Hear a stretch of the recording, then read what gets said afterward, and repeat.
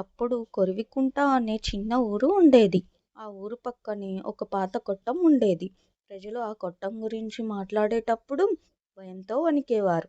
ఎందుకంటే అక్కడ కొరివి దెయ్యం ఉంటుంది అందరూ చెప్పుకునేవారు. రాత్రిపూట ఎవరైనా ఆ దారిలో వెళ్ళినా టపటపా అంటూ ఎవరైనా వెనక నడుస్తున్నట్టు వినిపించేది. ఒకరోజు రాత్రి ఊరిలోని జగన్ అనే యువకుడు స్నేహితుల్ని చూసేందుకు వెళ్ళి ఇంటికి తిరిగి వెళ్లేందుకు ఆ దారి వైపు నడిచాడు. అతని స్నేహితులు ఆశ్చర్యపోయారు.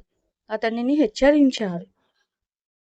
జగన్, అటువైపు వెళ్ళకు, అక్కడ కొరివి దెయ్యం బయటకి వస్తుంది. కానీ జగన్ నవ్వుతూ దెయ్యాల్లాంటివి ఎక్కడుంటాయి? అని వెళ్ళిపోయాడు.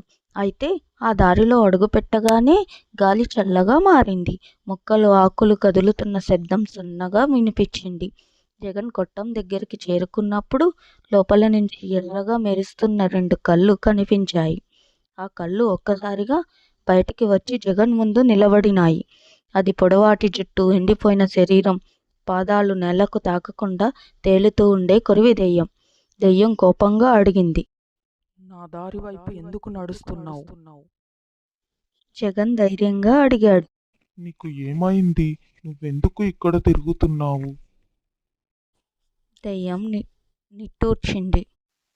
నేను ఒకప్పుడు ఈ ఊరిలో ఉండే మనిషినే. కానీ ఒకరోజు కొందరు దొంగలు నన్ను మోసం చేసి ఈ కొట్టంలోనే చంపేశారు. అప్పటి నుంచి నా ఆత్మ శాంతి కోసం ఎదురు చూస్తోంది. ఏం చేయాలి? దెయ్యం చెప్పింది. నన్ను చంపిన నిజం ఈ గ్రామానికి చెప్పు. ఎవరూ ఆ దొంగల చేత మోసపోకూడదు. అప్పుడు జగన్ గ్రామానికి వెళ్ళి మొత్తం విషయం చెప్పాడు.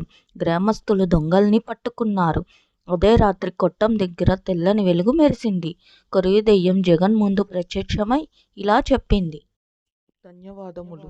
ఇప్పుడు నా ఆత్మకి శాంతి లభించింది అని ఆ వెలుగు మాయమైపోయింది. ఆ రోజు నుంచి కొరివికుంట దారి ఎప్పుడు దెయ్యం కనిపించలేదు. జగన్ గ్రామంలో ధైర్యవంతుడు అని పేరు సంపాదించాడు.